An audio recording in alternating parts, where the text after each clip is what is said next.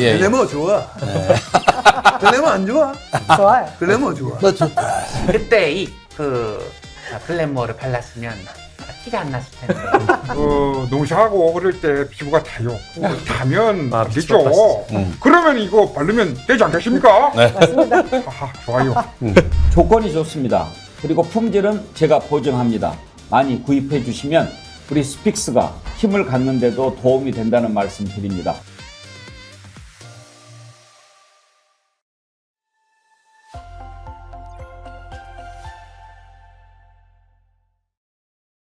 네, 여러분 안녕하세요. 2023년 6월 17일 토요일 밤 10시 10분에 여러분을 찾아뵙는 대한민국 최고의 방송 왁자지껄 시간이 돌아왔습니다. 오!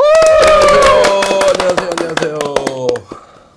야, 목소리가 좀 활기차지 않습니까, 제가? 네. 기분 좋은 일이 없는데 왁자지껄 한다 그러니까 갑자기 기분이 팍 좋아진 겁니다. 여러분도 그렇게 기분 좋아지시길 바라면서 오늘 순서 한번 시작해 보겠습니다. 자, 저희 대한민국 최고의 방송 스픽스 구독자가 40만에 지금 가까이 되고 있어요. 1년밖에 안 되는데 대단하지 않습니까? 자, 여러분의 성원 덕분이라고 생각하고 제가 감사 인사를 예쁘게 드리겠습니다. 네, 자 오늘 출연해 주실 또 정치판 뒷이야기를 아주 재밌게 풀어주실 바로 그런 단골 소개를 해드리겠습니다. 이은영 휴먼앤데이터 소장님. 네, 안녕하세요. 이은영입니다. 불러주셔서 감사합니다. 여기 원래 임세은 자리 같은데. 네, 고맙습니다. 예, 너무 얌전하게. 원래 원래 임세현 얌전해요? 소장보다 훨씬 더 유명하신 분이신데 왜 그런 겸손히 말씀을 하시는 거예요? 세은이가 저기 숏에서 지금 완전 대박 치고 있어요. 아, 그래요? 아, 그래요? 네. 쇼츠에서? 센 발언으로. 센 네. 발언으로. 야, 그거 위험한데. 내가 여러 번 말씀드리지만 제 옛날에 100분 토론 나갔을 때 수치가 700만이 넘었어요. 와. 그 내용이 뭐였냐? 대통령 너무 게으르다 이거였어요. 그 이후로 되는 일이 없어 내가 지금. 여러분들 우리 조심합시다. 자, 그리고 그 옆에 계신 우리 변희재 대표님. 네, 안녕하십니까. 네, 뭐. 끝이에요? 좀 피곤해 보이세요. 네, 뭐 이 컨셉으로 좀 편하게 가고 있어요. 네, 그리고 또 대한민국 최고 방송 스픽스의 또 대표님이시죠? 전기한 평론가님. 아유, 안녕하십니까. 토요일 저녁에 이렇게 만나 뵙게 돼서 반갑습니다. 저도 언젠가 변희재 대표처럼 안녕하세요. 이런 것들로 인기를 끌 수 있으면 그렇게 하겠습니다만 저는 오늘 여러분께 정중하게 인사드리겠습니다. 반갑습니다. 야, 네, 사장님이니까 좀 대접을 의전을 해드려야 되니까. 네, 제가 의전에 약하거든요, 사실은. 그래서 맨날 혼나는데 오늘 한번 해봤습니다. 자, 뭐 이번 주 이야기할 게 되게 많은데요. 그 윤관석, 이성만 그 무소속 의원들 지난번에 불체포 특권이라기보다는 어쨌든 이 체포동의안 부결됐지 않습니까? 그 다음에 영장 실질심사가 법원에서 있었어요. 예, 기각됐습니다. 어떻게 보십니까? 아니, 체포동의안이 부결되면서 자동 기각되는 거 아닌가요? 실심사가 필요 없이 그냥 자동 기각. 근데 오늘 그러니까 목요일 날 나왔어요, 이 뉴스가. 뭐라고 나왔냐면 그 체포동의안이 부결됐기 때문에 구속 안 시키겠다, 영장 기각됐다 이렇게 나왔어요. 그러니까 체포동의안이라고 하는 거하고 이 구속 영장 실심사하고는 별다른 거라서 예, 어쨌든 그 뭐 의견을 조금 나눠주시죠. 그 이탈표가 한 15표에서 12표인데 네. 지난번에 이재명 대표 때 같은 경우는 39표로 계산됐거든요. 그러니까 네. 이탈표가 훨씬 적었다. 그 부분에서 일단은 첫 번째는 저는 그 세 명이 이 윤관석, 이성만, 송영길 대표까지 포함되는 부분이에요. 네. 세 명이 그냥 막 짱돌 들고 막 덤벼들었습니다. 검찰한테 막 싸워대면서 네.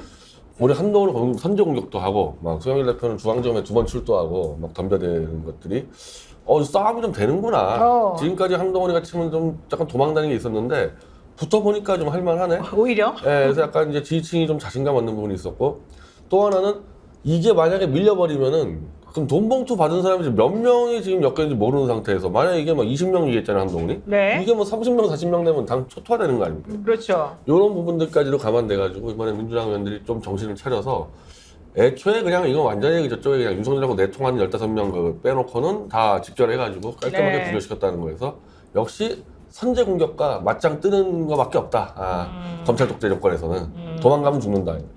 그래서 그런지 최재성 전 정무수석이 그 라디오 인터뷰를 하나 했는데 요즘 한동훈 장관 대통령이 좀 안 좋아한다 이런 얘기가 방송에 나왔어요. 국무회의 때 그 중앙일보가 네. 특종이 나왔죠. 네. 문책한 거, 문책. 문책을 한다. 체포동의안 윤석열이. 부결에 대해서 어떻게 생각하는가? 지금까지 1년 동안 한동훈 대에서 문책성 발언 한 번도 없었거든요. 처음으로 이제 그 모두 발언하면서 한동훈에 딱 찍어서 이거 어떻게 된 거냐, 완전 문책을 하는. 그러니까 뭐 좀 문책하는 이유 중에 하나가 그거더라고요. 쓰시기는 많이 쓰시는데 결론으로가 나와야 되는 거 잡아놓은 아니야. 사람 별로 없어요 생각보다. 지금 시끄럽게 되게 책임져야 돼요. 수사의 지금 사안에 대해서 책임져야 될 게 한동훈 장관인 것 같고. 그래요? 좀 전에 근데 변 대표님 말씀 중에 윤 대통령하고 내통한 15명 이거 굉장히 귀에 꽂히네요. 아 그래요? 그 누굴까 그 사람이? 누군지 나중에 아니 말씀해 뭐, 주셔야 될 것 서훈이나 같은데. 뭐 박용진이나 뭐 내가 저 완전 히 내통하고 있던데. 근거 있게 말해야 돼요. 이게 아무리 우리가 왁자지껄 이게 쇼스로 나간다니까 이게. 그래서 그냥 하면 안 치명상.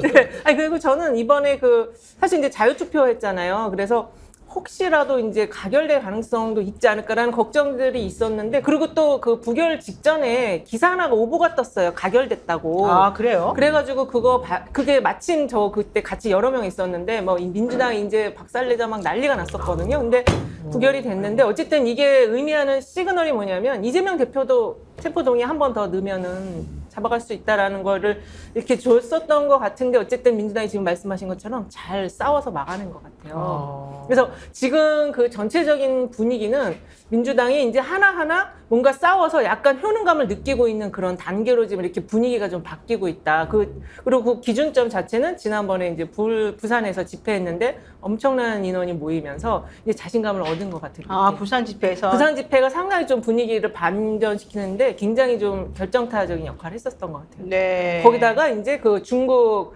그다음에 이제 직후에 이재명 대표가 중국 대사 만났거든요. 그래서 이 두 가지 축이 지금 이제 지지층에게는 야 한번 끝까지 싸워보자. 약간 이런 분위기로 만드는 것 같아요. 어떻게 보세요? 민주당과 이제 검찰 싸움이 본격화됐다. 지금까지는 검찰 눈치 보는 민주당. 그렇죠. 야, 저 모양 저 꼴로 무슨 야당 하느냐 이런 욕을 많이 들었는데 네. 사실 이제 국민 눈치를 본 것도 사실 아닙니까? 아니 뭐 돈봉투 돌렸고 받았을 가능성이 있다고 의심을 하고 있으니까 야 이거 혹시 받았을 수도 있는데 이거 역풍 묻는 거 아니냐라고 생각했지만 역시 검찰이 너무나도 비상식적으로 그리고 극악무도하게 정말 잡아 넣으려고 하니까 이건 아니다. 이제 이렇게 해서 단결하면서 한 몸이 되어서 붙으니까 오히려 여론이 거기에 대해서 아 민주당 저놈들 저렇게 하면 안 되는데 이런 거보다는 네. 이번에 특히 한동훈이 마지막에 연출하면서 쇼했던 거 있잖아요. 이걸 보니까 야 이것도 검찰 정말로 정치적으로 놀고 있구나라는 것이 팽팽하게 이제 맞서면서 민주당이 제대로 한번 싸울 수 있는 이제 계기를 마련했다 이렇게 볼 수 있을 것 같아요. 그렇군요. 자 그런데 요 소식에 대해서는 어떻게 생각하는지 한번 의견 듣고 싶습니다. 장경태 민주당 의원이 방통위에 어쨌든 항의 방문하러 그치, 가다가 그치. 쓰러졌잖아요. 뭐 일시적으로 빈혈에 의한 거다 이렇게 말했었는데 이걸 보고 쇼다 이런 얘기들이 계속 나왔어요. 특히 장해찬 국민의힘 최고위원이 내가 한번 무릎 보호대를 착용하고 양반다리 한번 해보겠다 한번 해본 거예요. 그래서 봐라 이게 거짓말쟁이다 이랬어요 지금. 이거 어떻게 생각하세요? 아니 그 장해찬은 저혈압이 없는 모양이죠. 제가 혈압이 좀 낮기 때문에요. 실제로 갑자기 뻘떡 일어선다거나 이렇게 움직일 때 혹시 햇빛 잘못 보고 하면 어지럼증이 확 맞아요. 오거든요. 그렇죠. 저도 예. 그럴 때가 있거든요.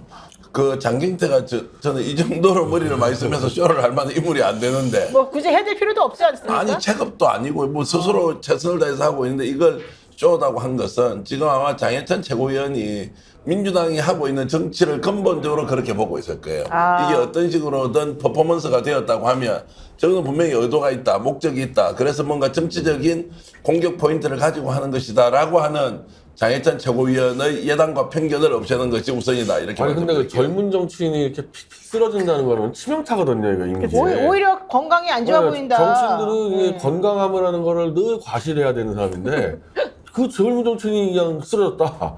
왜 그런 쇼를 합니까? 아, 그러니까요. 무릎 보호대를 일부러 착용하고 나와서 쓰러졌다는 예를 들면 거잖아요. 케네디 같은 경우가 실제로 완전히 그 종합병원이거든요. 안 아픈 데가 없는데 아, 그래요?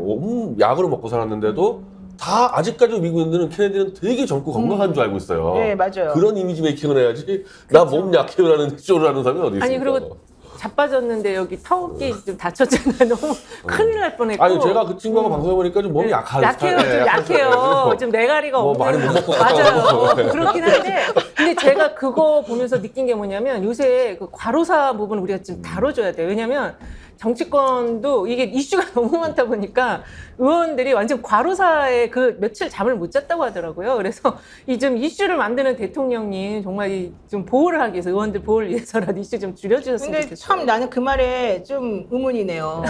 국회의원들 중에 일하는 사람 몇 명밖에 없어요. 특히 과로사 할 정도는 내가 알기로는 장경태 의원을 비롯한 몇 명의 그 분들이지. 일이 다 집중되나 봐. 나머지 분들은 뭐 일하는 걸 본 적이 참 없는 것 같아. 이것도 잘못 말하면 안 되지. 잘 못 봤어요, 제 눈으로는. 아니, 젊은 사람이 이제 정치하는데 장해찬 최고위원 앞길이 창창한 사람 아닙니까? 네. 그러면 사실관계를 좀 먼저 파악을 해봐야 되고 자기 눈에 보이는 게 세상이 전부가 아니에요. 그리고 어떤 일이든 그것이 흘러가는 이게 원리라는 게 있거든요. 네. 그 당시 그 상황에서 장경태 의원이 무슨 그 퍼포먼스를 해가 정치적으로 이득을 볼 게 있다고 그런 쇼를 합니까? 그런 것보다는 진솔하게 있는 그대로 보고 그리고 아픈 사람 그 턱조가리 날아갈 뻔했는데 턱조가리 날아갈 뻔했는데 그 사람이 그걸 쇼를 해가지고 한다는 그런 것들을 방송에서 뱉으면서 하는 것은 정말 젊은 정치인으로 다 할 일은 아니에요. 제가 실제로 군대에서 네. 이 땡볕에 서 있다가 쓰러져가지고 턱 날아갔어요. 예, 이빨 날아가고. 예. 그거 아니야. 쇼 못합니다 그거. 아니 장 의원이 쓰러진 거 보니까 무릎 보호대하고는 무관한 곳이 다 이렇게 지명가 다 있더라고요.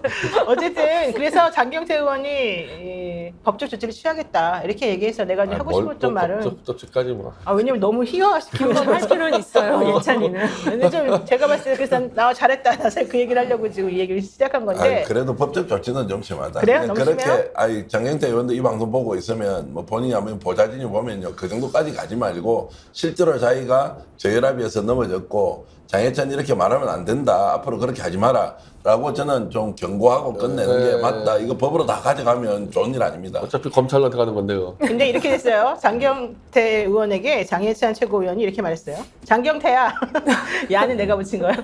무릎 보호대 의혹에 정치 생명을 걸어라 이랬어요. 아니, 이런 너무 데도 참아야 정치화시킨다. 됩니까? 아이, 정말 이런 한가한 이야기 할 만큼 참아야 돼? 정치판이 그래. 고소해야 될 것 진짜. 같은데요. 네, 보세요. 아이고. 장경태 그 말만 한 게 아니에요. 장경태 가짜 뉴스로 김건희 여사 괴롭힐 때는 언제고 본인이 당하니 억울하냐? 이거는 무슨 뜻이에요? 본인이 한 말이 가짜뉴스다. 가짜 뉴스란 얘기네. 방통위 세졌다 쓰러진 장경태에 대해서 이렇게 말하면서 최고위원들이 그 퍼포먼스를 보면서 막 크크 웃었다 이런 얘기도 있습니다. 아, 난 이준석이가 좀 들어가면 조용해질 줄 알았더니 더한 인간이 튀어나왔고. 네, 우리 장해찬 진짜 장씨네 이제 보니까 어쨌든 이 장해찬 최고는 재주가 많아요. 소설도 맞아요, 쓰고 맞아요. 이런저런 레이싱도 정치도- 하고. 네. 아 요즘 뭐 레이싱도 대한민국 하고. 돌아가는데 평가하는 거 보면요 깜짝깜짝 놀랄 정도로 아주 탁견인데요. 여기서 탁자는 빼어날 탁자가 아니고요. 아주 물을 흐리는 탁견이다 이런 생각이 내가 들어서 모든 걸 자기 기준과 관점으로 다 난도질을 해요. 이 대단한 실력의 보유자인데 참 걱정이 사실 좀 되기도 합니다. 알겠습니다. 자, 가짜 뉴스는 사라져야 된다. 이 점은 모두가 동의할 것입니다만은 비아냥거리는 정치는 좀 안 했으면 좋겠다는 게 개인적인 소견입니다. 자, 첫 번째 이제 좀 맛보기용으로 좀 여러 가지 얘기를 한번 해봤고요, 편하게. 괜찮죠? 네. 아니 맛보기가 더 재밌는데 이거 계속 우리 달리면 안 됩니까? 계속 그러니까요. 달려. 이거 달릴까요? 예. 자, 그러면 이 얘기도 한번 달려보겠습니다. 지금 기업들이 아주 곡소리가 난답니다. 기업들이 누룽지도 중국인의 입맛을 겨냥해서 만들어놨다. 그런데 갑자기 취소되고 지금 중국하고 아주 난리가 났어요. 야, 위안스카이 논란까지 지금 하고 있는 대통령의 이 과잉 대응. 대통령이 국정급하고 이렇게까지 꼭 대거리를 해야 되는지. 이거 어떻게 보세요? 아니 근데 저는 이게 국익이고 뭐 국익 아니고 다 떠나가지고 이 뭐 대사하고 야당 대표가 만나서 이런저런 이야기를 했단 말입니다. 그러면 약간 거슬리는 게 있을 수 있죠. 네. 그냥 그것대로 끝내면 되죠. 그리고 국민들이 판단할 거 아닙니까? 기어코 대통령실에 나서서 두 번째는 대통령이 직접 나서서 여기에 대해서 이렇다 저렇다 그러면 나는 중국에서 이걸 어떻게 본다, 뭐 미국에서 어떻게 본다 이런 걸 떠나서 우리나라에 전혀 도움이 안 되는 대통령의 발언이다. 그러면 대통령직을 수행하는 대통령이 대중국 관계를 어떻게 풀어나가는 것은 본인이 평소에 가지고 있던 정책 생각과 전혀 관계없이 대한민국의 국익이 무엇이냐 이런 관점으로 보면 하등할 이유가 없는 말을 해가지고 왜 이렇게 불쏘시개를 만들어 놓느냐. 이제 그러니까 자 지금 민주당 국회의원들이 중국 갔습니다. 두 번째 7명이 또 갑니다. 그러니까 대통령을 지지하지 않는 사람은 지금이라도 중국과 관계 개선을 야당이 좀 풀었으면 좋겠다. 이런 것들이 자연스럽게 나와서 오히려 야당을 도와주는 결과를 낳고 있다 이런 생각이 들기도 합니다. 자, 어떻게 보세요? 일단은 그 대사를 대통령이 상대하는 거 격이 안 맞잖아요. 그러니까요. 시진핑하고 상대해야 되는 거고 대사의 말에 문제되면은 그 대사급이 맞는 외교부 장관이나 차관이 하면 될 거 아니에요. 이 대통령이 좀 튀어나와가지고 네. 그럼 어디까지 싸우겠다는 얘기 이 문제가 대사 문제가 지금. 그리고 이제 중국한테 이제 뭐 여러 가지 요구했는데 그럼 대사 안 바꾸면 또 어떡할 거며 그럼 이제 우리 대사를 또 중국에서 빼와야 되고 빼와야 되고. 그러니까 대통령이 질러버렸기 때문에 우리는 그냥 멈출 수가 없게 돼버렸어. 이거 갈 때까지 가야 되는 상황 돼버린 거란 말이야. 그러니까 이게 너무 높은 분이 맞아요. 이런 얘기를 딱 해버리고 나니까 뭐 그리고 어떻게 무슨 이거를 하겠어요? 지금 무슨 반중 노선 탈중 노선 그러는데 지금 러시아한테도 그랬었고 중국한테 그랬었고 치밀한 계산하에 반러 반중으로 가는 게 아니라 그냥 입으로만 질러대 입으로만 말로만. 딴 거를 준비하고 있는 게 아니라 입으로 질러대서 그냥 시비를 술 취해서 시비 거는 수준이거든요 이거. 아. 술 먹고 가서 시비를 걸어놓고 네. 그리고 저쪽은 전체주의 국가들이기 때문에 원래 외교 원서가 거칠어요 그건. 아, 원래 그렇군요. 북한에 대한 뭐 보세요. 그러니까 이거는 우리가 감안하고 가야 되거든. 저쪽 언어 같은 경우는. 그럼 많이 거칠겠다 그래가지고 우리도 같이 저서 싸워버리기 시작하면은 실제로는 아무런 준비 안 됐는데 말싸움 하다가 그럼 저쪽 같은 경우는 이제 수단들을 갖고 있단 말이야, 보국들. 그거 어떻게 감당할 거냐는 거야. 그러니까요. 이게 지금 반중에 대한 아무런 플랜도 없다는 게 문제야. 플랜 없이 있으면은 그냥. 괜찮은데 네. 그것도 아니에요, 이건 보면. 이게 지금 맛조치까지 갔잖아요. 근데 네. 거기까지는 뭐 그럴 수 있는데 이제 그게 한 단계 더 넘어왔단 말이에요. 기피 인물로 추방하려고 했는데 중국에서 그거 받아들일 수 없다 한 다음에 대통령이 이안스카이 발언을 해가지고 이거 지금 수습이 안 되는 상황으로 돼 있는데 제가 보기에는 그 대통령이 입력이 좀 잘못되어 있는 것 같아요. 중국에 대해서 현중으로 완전히 그 20대에서 현중 아까 지금 전 대표님 말씀하신 것처럼 20대, 30대 이제 이준석으로부터 입력된 그 현중이 지금 완전히 자리 잡고 있어갖고 계속 중국을 때리면 좀 나간 지지율이 다시 돌아오지 않을까 이런 생각 지금 하고 있는 것이 아닌가. 근데 실제 제가 최근에 조사해보니까 20, 30대들이 중국을 좀 싫어하는 거는 있지만 그래도 경제적인 측면에서는 중국을 가장 협력해야 될 나라 2위로 꼽았어요. 아. 그래서 지금 이 대통령이 이거 상당히 지금 큰일이다, 문제다. 이거. 1위는 미국이군요. 1위는 미국이에요. 네. 근데 그 입력이 1위까지만 돼 있는 것 같아요. 그러군요. 하나만 오르죠. 네, 이 하나만 돼 있는 것 같아요. 네. 제가 이제 크게 걱정하지 않는 거는요. 대통령실의 대응 패턴은 딱 정해져 있습니다. 이렇게 한번 찔렀죠. 중국에서 반응을 안 하거든요. 그러면 이제 우리가 한 번 더 대통령이 나서서 자 그러면은 대사 자 데려가라 이렇게 요구하지 못할 거 아니에요. 그러면은 있었던 일인지 없었던 일인지 구분 안 돼 그냥 서물서물 넘어가 버릴 거예요. 그래놓고 나중에 그래서 중국에서 얻은 게 뭐냐. 그래서 자 이재명 그러면은 저 싱하이밍하고 만나서 했던 거기에 대해서 비판했는데 얻은 게 뭐냐 하면 아니 대통령이 한마디 했잖아. 중국 그렇게 하면 안 된다고. 네. 이게 우리의 대응의 마지막일 수 있어요. 그럼 중국은 어떻게 할 거냐. 저는 오히려 중국은 이번 기회에 대한민국을 어느 정도 갈라치기 할 수 있겠구나. 그러면 중국의 국익은 한국과 교류 협력을 강화하는 거잖아요. 네. 우리도 그런 경제적 필요성이 있잖아요. 그러면 야당 쪽을 훨씬 더 강력하게 연대해서 대한민국은 이러나 저러나 다음 대통령 선거가 있으니까 그때 가서 정권을 바꾸면 얼마든지 중국 관계 개선하니까 이 정부 때는 다 닫아놓고 앞으로 가능성을 열어놓는다. 만약 이렇게 중국이 스탠스를 취하면 윤석열 대통령 설 자리 더욱더 없어지겠죠. 저는 그렇게 계산된 행동을 할 가능성이 높지 중국이 맞불 작전 방식으로 막 무역 제재를 한다거나 이렇게 가지 않고 이것을 교묘하게 이용하면서 윤석열 정부를 훨씬 더 궁지로 몰아넣을 것이다 이렇게 근데 보고 그 있습니다. 지금 갈라치기라고 하셨는데 그게 지금 정부 여당의 프레임 아닌가? 지금 중국은 갈라치기보다는 대화할 어떤 출구를 찾고 있는 걸로 보이는데 그 자꾸 갈라치기라고 그러니까 민주당 의원들이 지금 중국 간 거 자체가 이용당하는 걸로 지금 그러니까 잘 인식이 보십시오. 이게 윤석열 대통령 쪽에서 보면 갈라치기를 통해서 민주당과 중국을 붙여서 네. 국민들이 이것을 비판하도록 하지만 중국 쪽에서는 양쪽 다 실익이라는 걸 가지고 만약에 논하게 되면 지금 집권 여당보다는 야당과 손을 잡고 뭔가 계속 행보를 하지 않습니까? 네. 이럴 경우에 우리 국익에 더욱더 도움이 된다. 야당도 이점이 있다. 중국도 나쁘지 않다. 이렇게 해서 어느 정도 절충점을 찾아서 오히려 윤석열 대통령을 궁지로 몰아넣을 수 있다. 이렇게 저는 보고 있죠. 사실 저는 우리 민주당 의원 7명이 목요일 날 중국에 갔잖아요. 박정 의원을 비롯해가지고 여러분이 갔는데 갔다 오면은 또 뭘 가지고 또 좀 뭐라고 할까 이것도 사실 조금 걱정스럽기도 하고 앞으로 그래서 계속 이런 식으로만 가겠다는 거냐 뭐 방법이나 뭐 대안이나 이런 게 전혀 없지 않습니까? 어떻게 해야 됩니까 그러면? 근데 이게 외교 안보 부분들은 원래 집권 여당의 전유물이어서 야당이 어떻게 해서 한계가 있어요. 그래서 이 부분에 대해서 민주당은 갔다 와서 뭐 어떻게 풀 수 있는 게 뭐가 있겠습니까? 약간의 이제 뭐 좀 대화하는 모습 보여주는 거고, 상징적인 의미로. 보여주는 거고, 뭐 네. 이런 정도고. 아마 사실 중국한테 이용당할 수는 크고 사실은 중국이 갖고 이용할 수 네. 있는 거고. 그리고 이 이웃 국가, 중국하고 미국하고 차이는 붙어 있는 상태에서 중국이 대한민국을 보복할 수단이 너무 많아요. 너무 많아. 네, 뭐 경제뿐이 아니라 뭐 예를 들면요, 그냥 북핵 관련해서 약간 용인해주는 말 몇 마디만 나와도 한반도 다 흔들릴 버리거든요. 그러니까 우리가 뭐 중국한테 우리가 비굴해서 뭐 사대주에서 그런 문제가 아니고 네. 바로 붙어 있는 나라기 때문에 경계심을 갖되 말을 조심하는 게 그 이유예요. 근데 이거를 지금 윤석열은 헛갈리는 거지. 야, 우리도 뭐 살 만큼 사는데 왜 한 명 못하냐? 네네. 그러면은 지난 정권 따지면 박근혜 대통령, 이명박까지도 왜 중국한테 막 안 덤빈 이유가 있을까요? 보수 정권에서도. 그 사람들은 뭐 겁이 많아가지고 안 덤볐냐 이거예요. 네. 경계심 가져야 돼, 중국하고 분명히. 근데 그거 집권한 사람들은 말을 절제된 언어로 조심스럽게 가져야 되는데 저런 식으로 질러버리면 저거 유튜브 해야지, 유튜브. 대통령 유튜브 좋아하신다는데.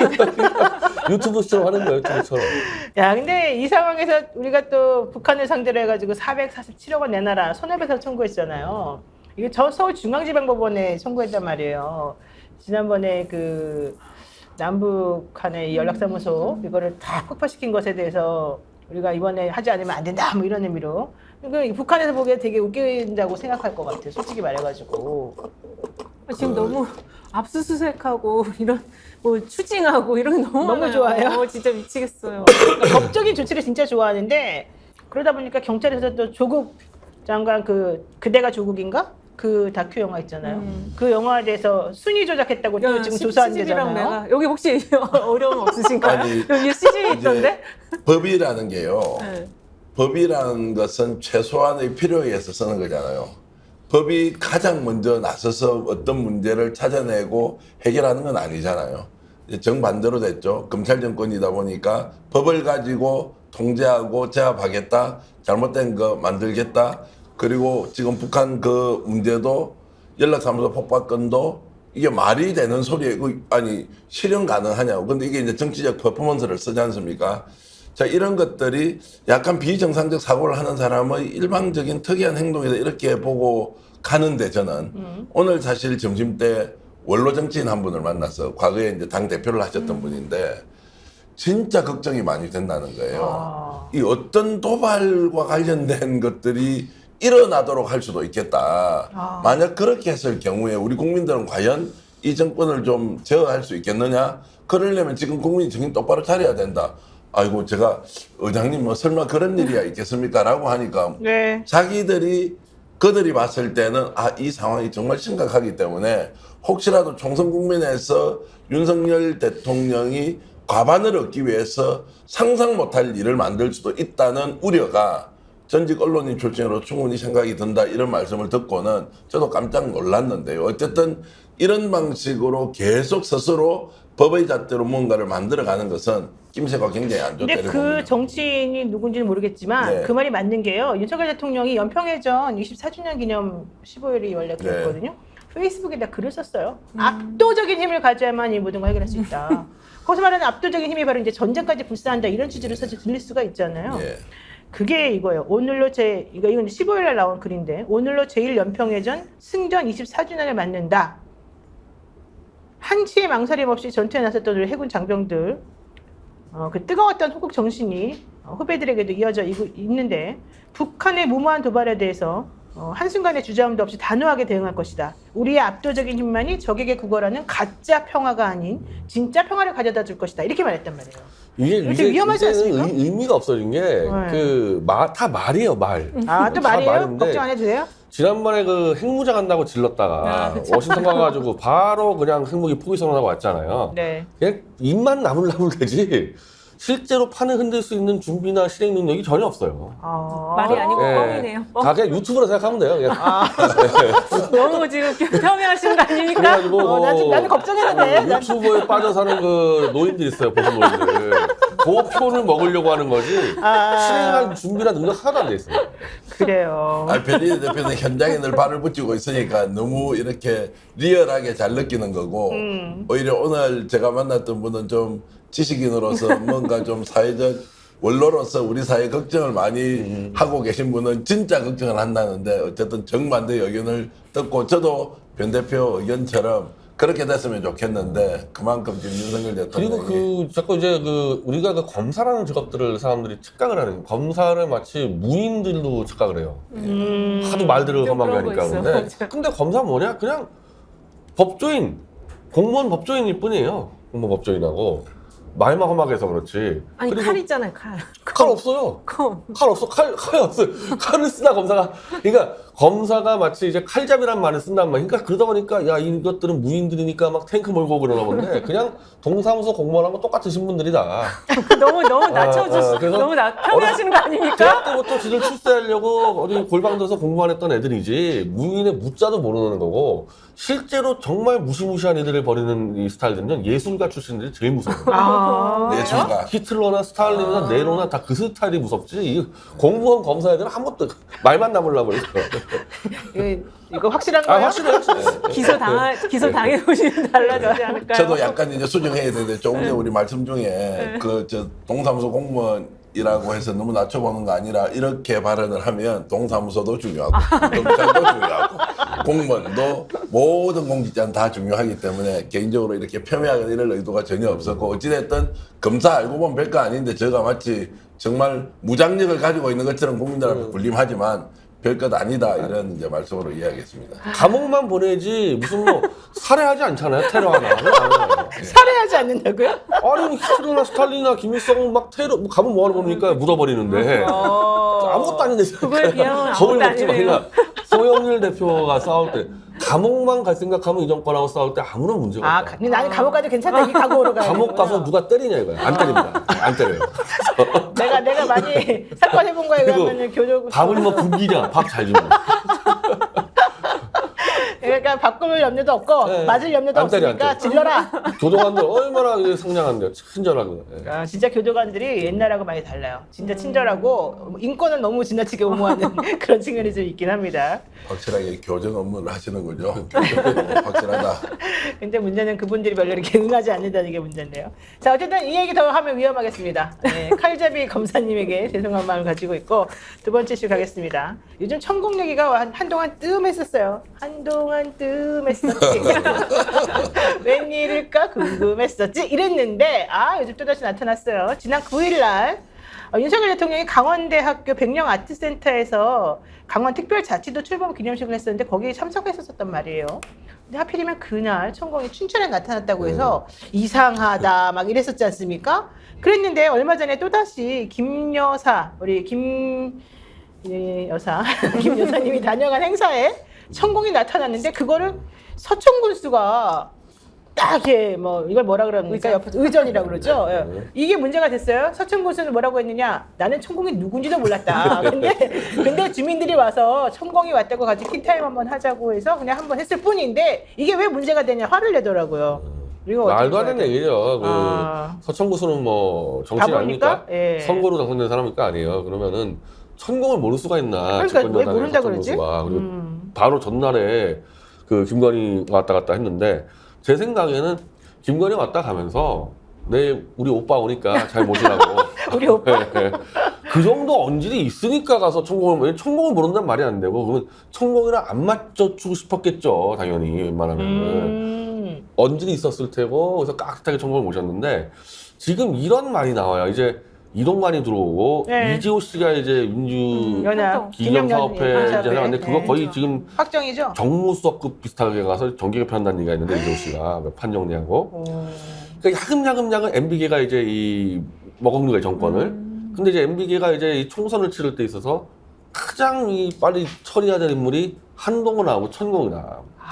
이것들이 설치면 선거 못 이긴다. 둘은 제거하겠다는 게 있어서 이번에 좀 소문이 숨어 있다가 의도적으로 김건희 나타나서 자기 힘을 과시한 부분이 있거든요. 저는 저 MB계하고 지금 일전을 준비하는 거 아닌가, 김건희 애들하고. 그래서 MB계와 김건희, 한동훈, 천공이 이렇게. 그러니까 MB계가 한동훈하고 천공하고. 심지어 김건희까지 날린다는, 얘네들이 있으면 선거 못 이긴다 해가지고.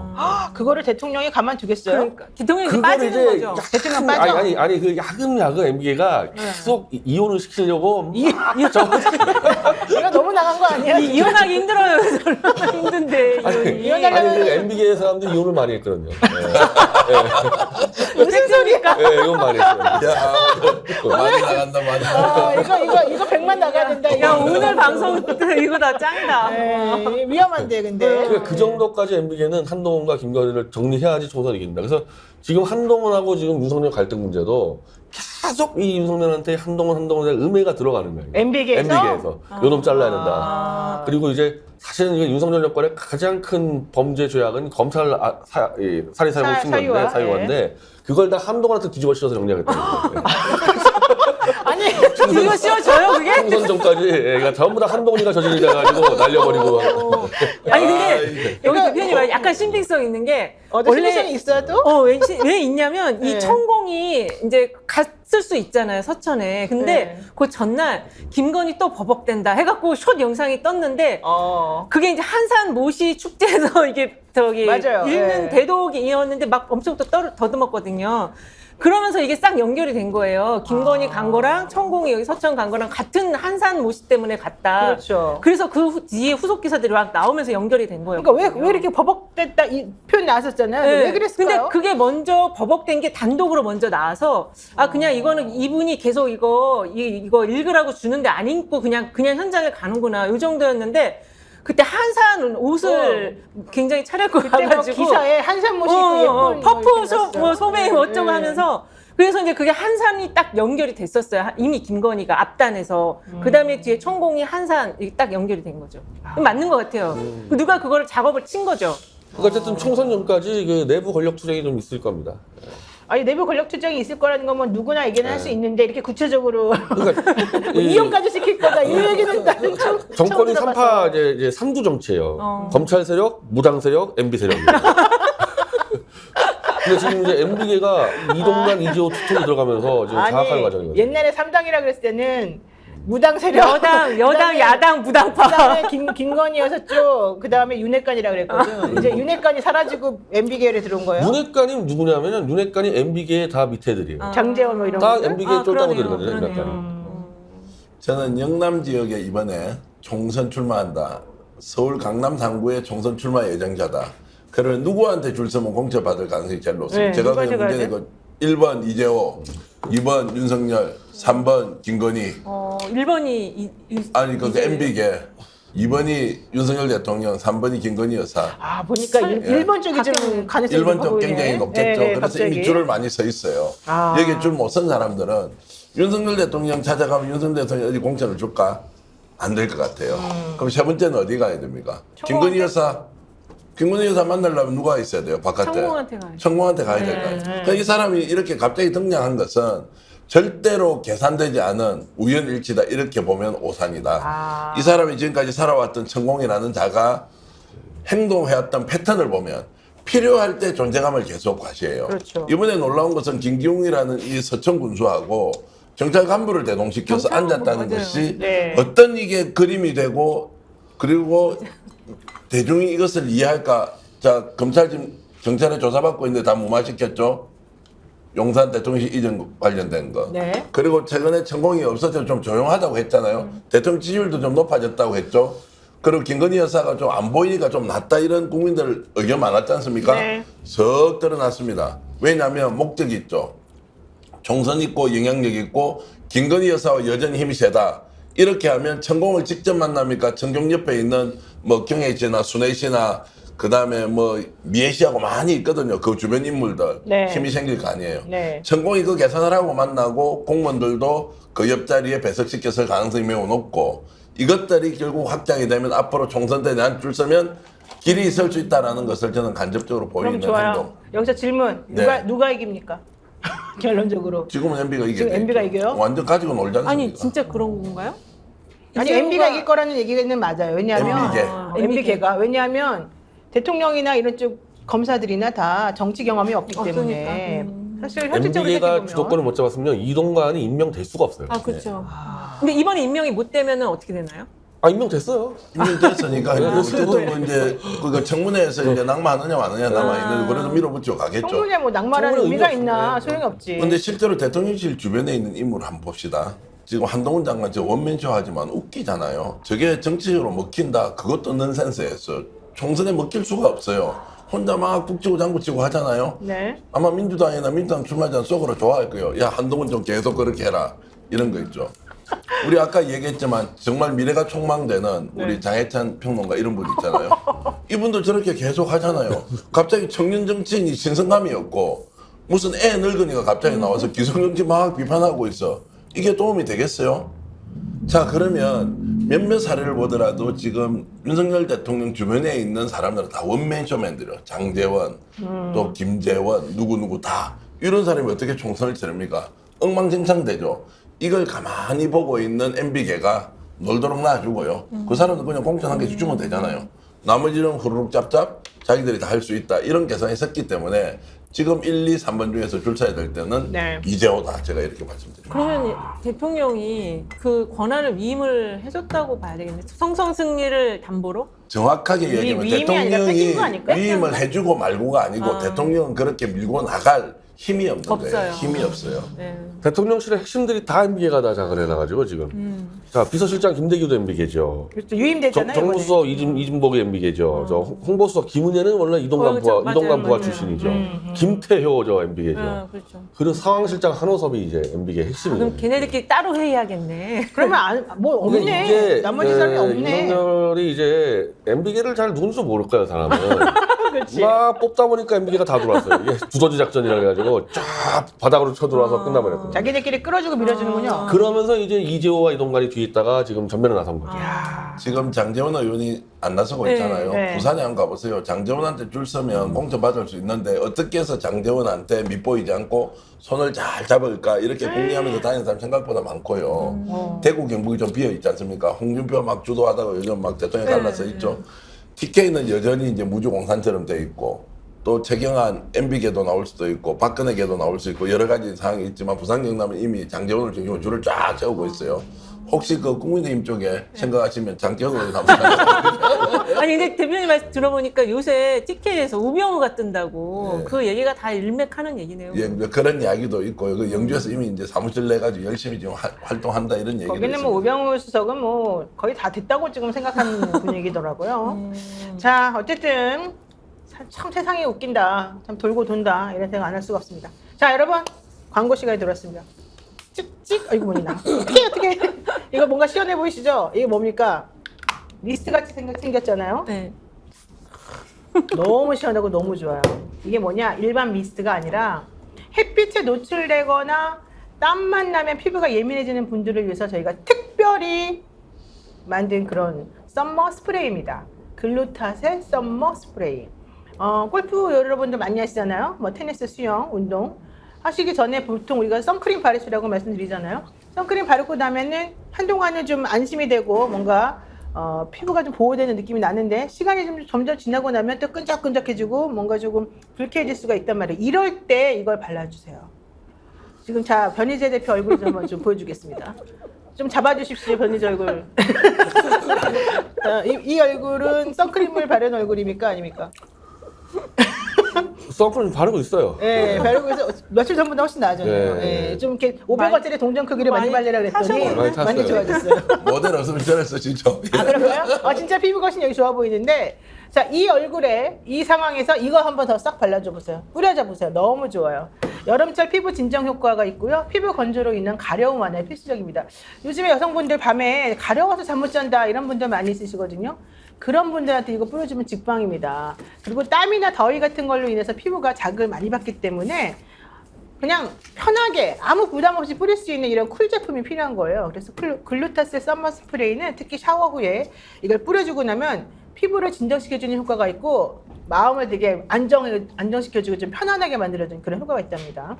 이 여름용 썸머 글루타셀 이 스프레이 이거는요 저희가 33% 할인된 가격으로 한번 이번에 보여드리겠습니다. 여러분들한테 부담 없는 가격으로 한번 관리해 보시라고 저희가 이걸 만들었으니까 한번 써보시고 제가 계속 추천드리는 글램모아 제품들 괜찮은 거 여러분 다 인정하시잖아요. 마찬가지로 이 제품 한번 써보시고 후기 남겨주시면 고맙겠습니다.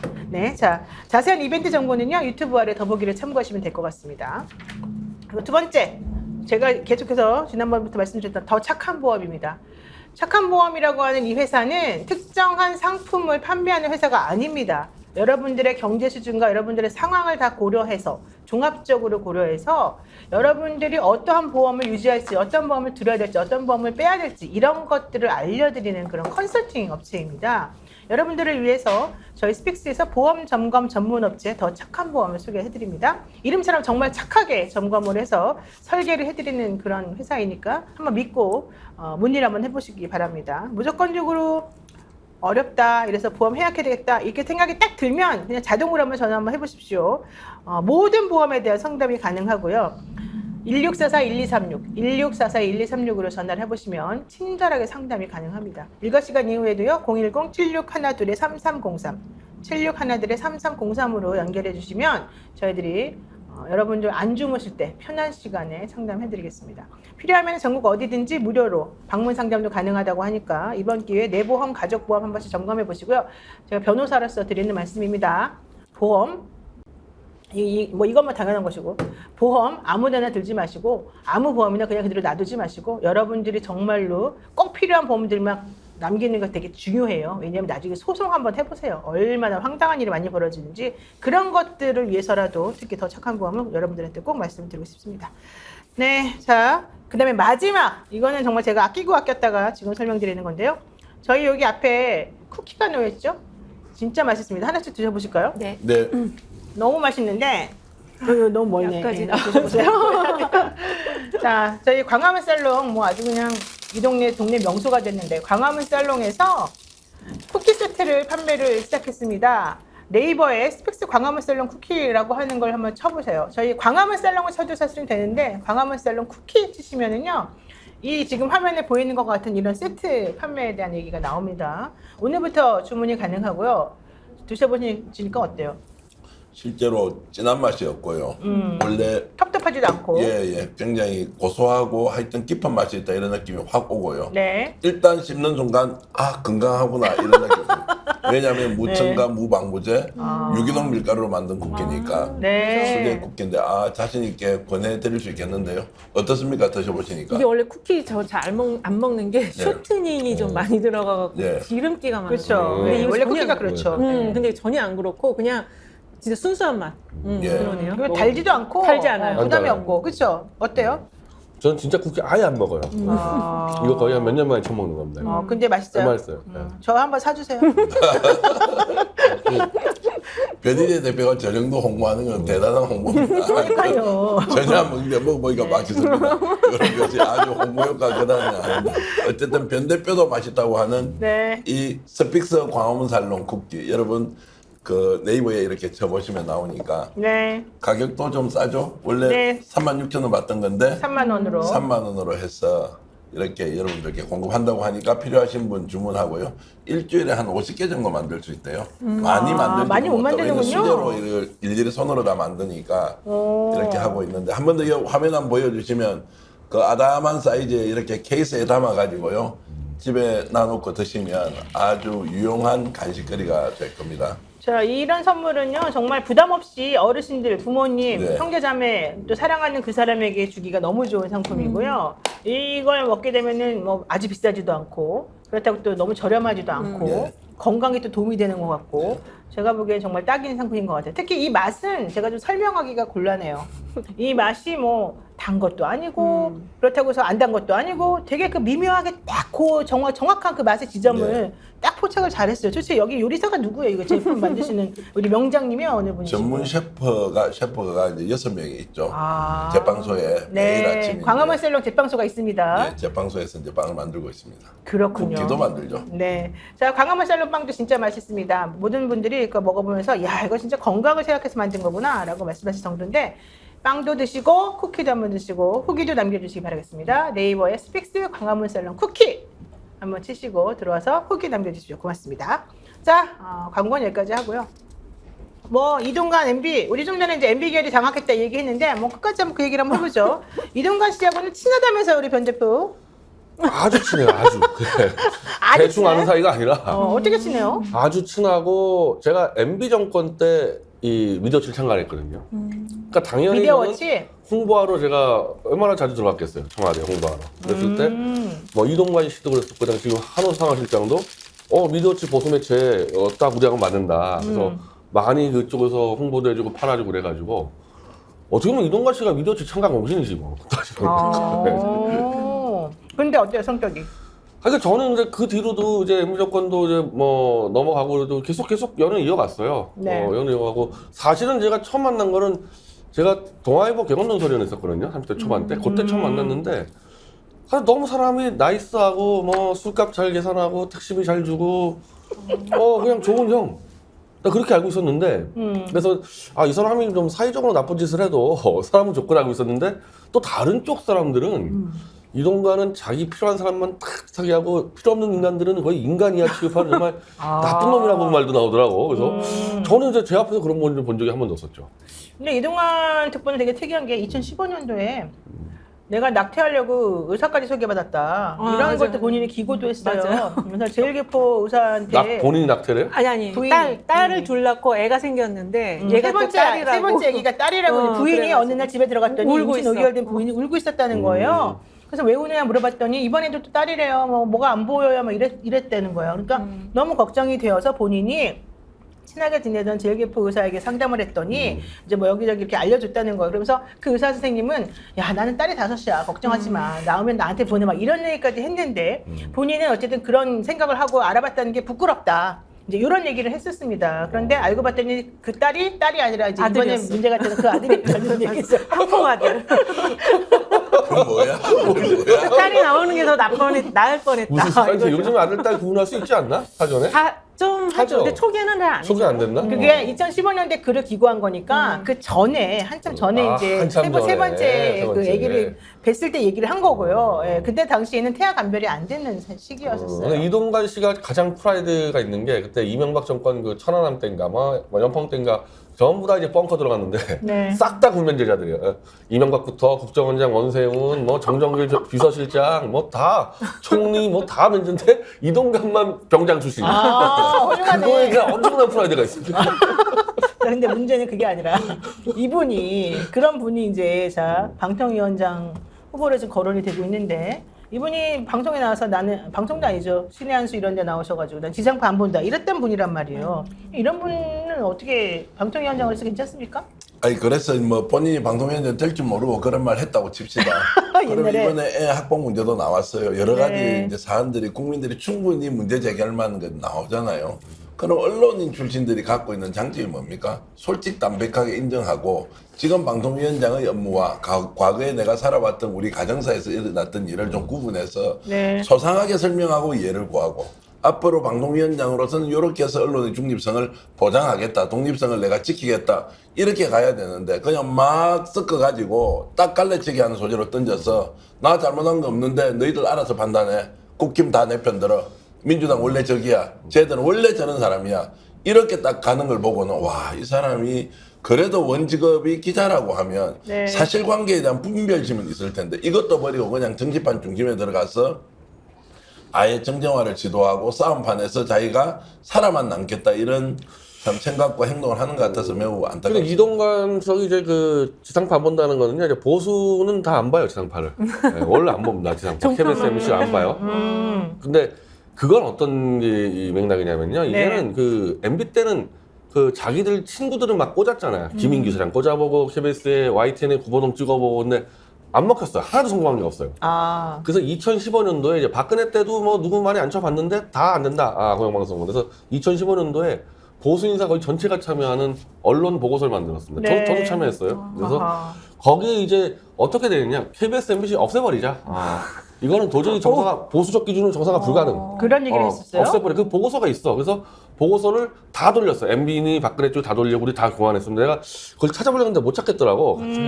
거기에 그렇게 나와요. 고용방송 다 팔아버리고 없애버리자 해서 이동관 수석이 이번에 또 들어온다는 얘기는 뭐냐.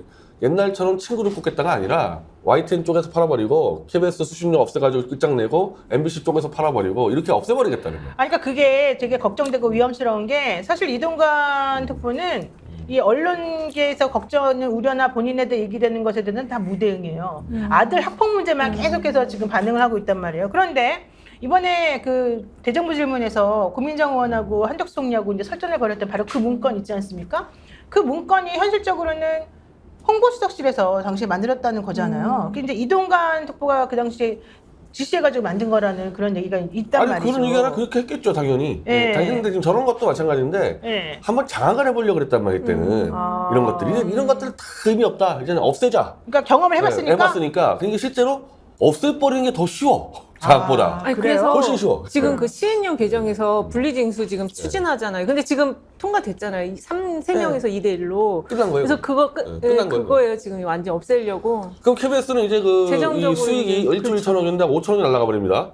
그러면 절반의 수익이 날아가 그러면 유지가 안 돼요? 그럼 난리가 나요. 그럼 KBS는 이제 무력화되는 거 아닙니까? 그러니까 그렇게 하는 상황에서 만약에 KBS가 딱 납작 엎드려가지고 이제 이 정부에게 내가 잘못했습니다. 그래서 이 정부가 원하는 방향으로 논조를 막 만들고 글을 쓰고 보도를 하고 그러면은 다시 만약에 100개 투항하면은 그렇게 할 수도 있겠지만은 어쨌든 그 당시 보고서는 그냥 KBS는 그냥 알아서 없애버리자. 지들 먹고 살든 말든 그냥 알아서 해라. 그러니까 그 당시 건 그런데 네. 지금 분리징수하겠다. 원래 그 시행령에 이 행정과 같은 그런 기관에서 그냥 그 같이 이렇게 돈을 받아줄 수 있다 이런 규정이 있었는데 그걸 지금 없애는 거란 말이에요. 시행령을 개정했는데 이 정부 하에서 다시 시행령을 바꿔서 그러면 분리징수하지 말고 이제 통합징수하게 해준다 이게 가능하냐고요. 그러니까 제가 궁금한 게 그거예요. 그러면 KBS는 앞으로 어떻게 돼야 되는 거예요? 이동관하고 이재호 씨가 한패라는 게 네. 이재호 씨가 대안을 얘기하더라고. 대안이 뭐예요? 그래서 일단은 수신료를 박살내서 없애봐서 이렇게 길들인 다음에 얘들 하는 거 봐서 이제 다른 방향으로? 예산 심사해서 정부가 주는 방향으로 간다. 그러니까 완전히 이제 그냥 줄 세우겠다는 거잖아요. 그러면은 KBS 입장에서는 예를 들면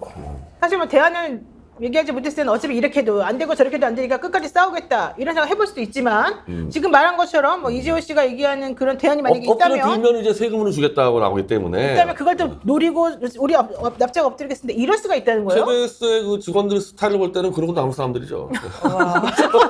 아니 좀 심하게 이야기하면 지금 KBS가 저에 있는 상황이 거의 그냥 좀 심하게 얘기하면 그냥 못 쓰는 걸레 비슷하게 돼 있는 거예요. 오늘 너무 수위가 높다. 오늘 왜 이래요, 이 밤에. 그러니까 왜냐하면 지금 이런 문제에 대해서 국민들로 하여금 신뢰도 받지 못하고 노조는 여러 개가 있어서 내부 분열되어 있고 사장도 명확하게 리더십을 가지고 정리도 못하고 그리고 야당도 설득 못하고 여당도 설득 못하고 이렇게 해서 그냥 시행령 가지고 바꾼다 하니까 거의 백기투항을 하더라도 대책이 없는 거잖아요. 네. 실제로 야당도 지금 나서가지고 KBS 분리징수에 대해서 아니다 통합징수해라 이것에 대해서 지금 얘기를 못 하잖아요. 네. 그거 이걸 누가 만들었느냐. 저는 일단 KBS가 스스로 자초한 측면이 있다고 저는 보는데 네. 중요한 것은 저는 지금 대통령실에서 시행령을 저렇게 바꿔가지고 방통위를 통해서 강제를 했을 경우에 KBS는 길이 없다는 거예요. 그러면 이제 이게 무력화되고 난 뒤에 언론 환경이 어떻게 되느냐는 거예요. 그래요. 저는 지금도 KBS가 공정 언론이 아니라고 하는 것은 문재인 정부 때나 그 이전 정부 때나 지금 정부에도 야 KBS 도대체 뭐야. 완벽하게 권력으로부터 스스로 차단하고 뭔가 독립성을 확보했어야 되는데 그거 안 하고 있다가 지금 당하고 있는데 이제 KBS까지 저렇게 되고 나면 또 어떻게 되느냐. 저는 오히려 노영 변호사 말씀에 의하면 네. 혹시 내가 인용을 하면 무서운 게 납작 엎드려 국민 세금으로 준다. 이건 더 웃기는 거 아니에요? 그러니까요. 더 후진화되는데 그걸 이재호 전 고문이 이런 이야기를 하고 있다는 건 대안으로 말이 이렇게 안 막 되지. 내뱉을 그 말 정도예요? 들으면 이제 돈 준다고? 말도 그러니까 안 된다. 이재호 차량 보도 해달래요. 이재호 차량 보도 하면은 돈 주겠다. 이거. 좀 이상한데?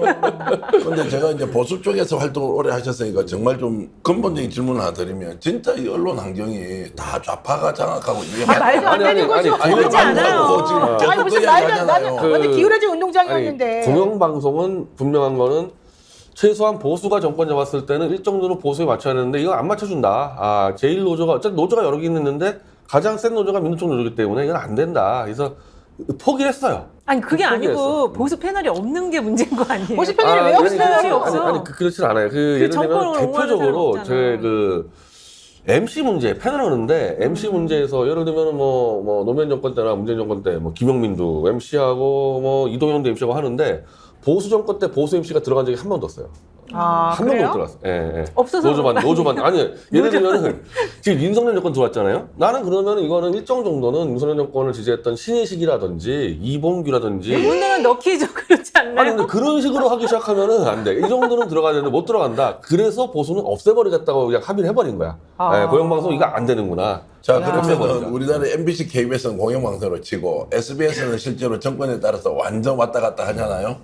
연합뉴스도 정권에 따라 완전 왔다 갔다, YTN도 지금 완전히 갔다고 저는 보는데, 아니 보세요. MBN, 그다음에 JTBC, 뭐 환경, 뭐 채널A, TV조선 다 어디로 가 있어요? 그러니까요. 그렇게 가 있는데 굳이 대통령이 KBS, MBC를 잡아야 되겠다고 저 정도 하면 나름대로 균형을 가지고 하고 있는 것처럼 저는 보이는데 이게 왜 기울어진 운동량이에요? 근데 이제 KBS나 MBC를 이제 무력화시킨다는 건요. 이제 KBS는 저렇게 하고요. MBC하고 YTN 같은 경우는 잘라서 조중동에게 나눠준다는 거죠. 조중동에게. 팔겠다는 거 지금. 그러니까 이동관은 아마 분명히 조중동 사주하고 다 협의하고 들어올 거예요. 그러니까 이동관 성격상, 이동관 특보의 성격상 누가 뭐라고 해도 불조조처럼 밀어낼 수 있다는 거군요. 그러니까 조중동이 선택한 사람이죠. 이동관만 할 수 있다. 그래서 이자가 뭐 학폭이고 뭐고 필요 없다. MBC 쪽에서 나눠주고 YTN 나눠주고 재벌들하고 조중동한테 그러면 끝. 그래서 이번에는 그러니까 예전에 이동관은 친구도 안 치려고 그랬는데 이번엔 달라. 좀 예. 구조개혁을 하는 느낌이 좀 빠르게. 그리고 그게 훨씬 쉽다는 것도 알고 보수가 다 합의해서 어마어마한 이 속도로 밀어붙일 겁니다. 그래서 노조는 정신 차려야 돼요. 아, 이제 이래가지고 총선을 그 원하는 방향대로 치르게 되면은 내년엔 또 여야 균형이 어떻게 될지 모르니까. 아니 근데 유튜브가 있잖아요. 유튜브가 지금 사실 지상파 안 본다는 게 다 유튜브를 보고. 유튜브가 의미가 없어요. 유튜브 보세요. 실제 보수 채널이나 보수 그 사람이 주관이 돼서 하는 유튜브는 구독자가 100만이 넘고 그러니까. 엄청 많아요. 맞아, 그런데 그거 그래. 솔직히 말해서 진보라고 하는 뭐 내지는 스픽스 같은 경우도 우리 중도 진보를 우리가 예, 추구하잖아요. 근데 우리 아직 40만 대 당연히 안 됐잖아요. 근데 진보 계열의 유튜브는 다 요게 끝이에요. 요 정도 수준이. 현실적으로 맞아, 돈 많이 100만 벌고 넘어가니까. 편하고 별말 다 해도 아무 문제 없는 데는 다 보수 유튜브잖아요. 그렇죠. 네, 보수 유튜브가 훨씬 강하죠. 네. 그러면은 언론도 다 그쪽으로 가고 유튜브들도 다 그쪽으로 가고 그다음에 그런 거 보기 싫은 사람들은 이것도 안 보고 저것도 안 보고 난 그냥 정치로부터 떨어지고 싶다 이렇게 말을 해버리고 그러면은 방향이 어떻게 되겠어요? 대한민국은 수도권이 절반, 비수도권이 절반이잖아요. 그 비수도권에 가면 90% 이상이 다 보수 언론이에요. 그러니까. 지방신문, 지방방송은 지방신문. 이게 진보 자체가 존재할 수가 없어. 그러면 대한민국이 지금 기울어진 운동장에서 야. 윤석열 대통령의 국정 운영을 제대로 홍보해주지 않는다고 하는데 그 말짱 거짓말 아니에요. 네. 전국이 그러면 거의 이제 우파의 세계가 되어서 우파 논리만 가지고 이제 언론에서 여기까지 가면요. 이제 예. 윤석열이고 뭐고 조중동과 재벌이 이제 한국을 영구집권하는 사태까지 가는 거죠, 이거. 그 이동관의 꿈은 그걸 거고. 네. 야, 근데 이걸 아무 부담 없이 YTN도 팔아버리고 MBC도 갈라서 팔고 막 이렇게 해가지고 가버리면 정말 대한민국의 언론 현실은 아니, 나는 근데- 그게 이제 어쨌든 KBS, MBC나 이런 부분들이 자업자득인 측면이 있는 게 그렇게 밀어붙였을 때 이거 절대 안 된다고 나서 국민들이 절반은 안 될 거란 말이에요. 그러니까 5대5 싸움이란 말이에요. 지금 이 사람들은 8대2 싸움도 막 해. 근데 5대5 싸움은 이건 식은 죽 먹기죠. 아니 그러면 언론인들은 사실 예전에 내가 아무리 힘이 없어도 내 팬대를 꺾을 수 없다 이런 자존심과 이런 명예 감정으로 또 실제 본인들이 추구하는 그 가치관을 좀 만족시키기 위해서라도 열심히 뛰었잖아요. 근데 어떻게 이럴 수가 있어요? 그러네. 진짜 유튜브를 좀 더 재밌게 해야 되겠네요. 진짜. 이게 안 되겠네요. 먹방도 하고 욕방도 하고 법방도 하고 다 해야 되겠네요. 결국 국민이 이제 더 똑똑해졌어. 대한민국의 주인으로서 본인의 권리 행사하는 수밖에 없습니다. 이런 이제 환경에서도 정말 집권 세력은 우리가 불리하다 그래서 좌파 언론 다 없애야 되겠다 하는데 그것도 아닌데도 결국 거기에 대해서 막 안달을 하면서 결국 민영화다 시키겠다. 더 정말 좀 고통스러운 거는 YTN에 있는 구성원들도 네. 실제 여론조사를 하면 절대 불가 이런 게 없다는 거 아니에요. 차라리 팔자. 그렇지. 월급 제대로 받는 게 좋다. 이렇게 간다고 그래서 합니다. 망한 데가 서울신문 아니에요? 서울신문도 망했지. 호방건설 그렇게 들어와서 일부는 좋아했어요. 우리 지금 돈도 못 받고 제대로 일도 못 하는데 이랬다가 들어오고 난 다음에 너무 심하니까 다들 조금 반항하다가 다 사라졌잖아요. 사라지고 호방건설도 저기 맞았던데 600억인가? 호방건설 이번에 또 네. 뭐 그 벌떼 네, 뭐 벌떼 입찰했다가 입찰해가지고. 계열사를 나눠줘가지고 또 문제가 생겼죠. 그러니까 이게 단순하게 그냥 우리 지금 돈 못 벌고 우리 지금 너무 근무 환경이 안 좋으니까 괜찮지 않냐 이렇게 단순하게 생각하면 안 된다는 거예요. 맞아요. 언론인이라고 하면. 나는 KBS나 MBC는 정말 이 소수라도 한번 목숨 걸고 국민들에게 호소해서 진짜 제대로 된 공약으로 지킬 테니까 한번 기회 달라 이렇게 거의 읍소를 해서 버텨야 될 겁니다.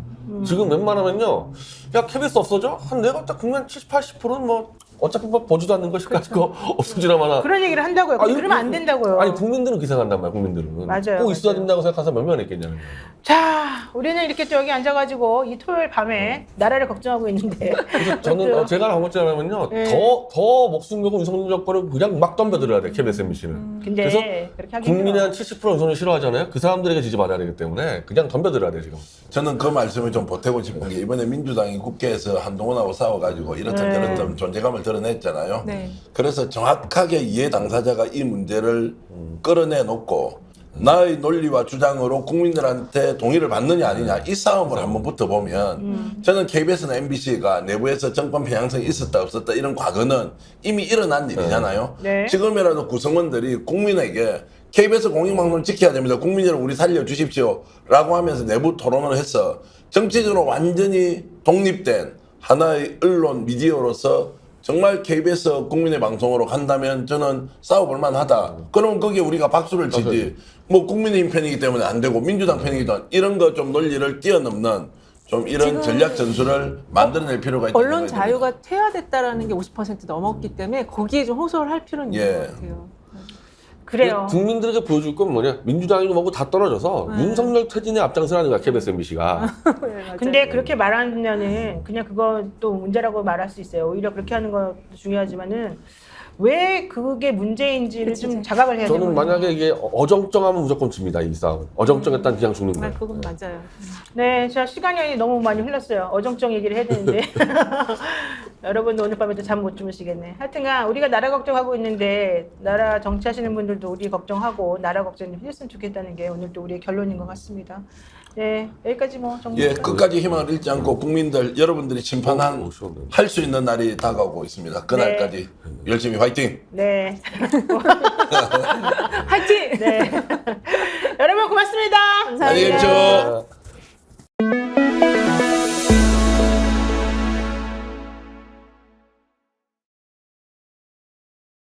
글래머 좋아. 글래머 안 좋아? 좋아요. 글래머 좋아. 그때 그 글래머를 발랐으면 티가 안 났을 텐데.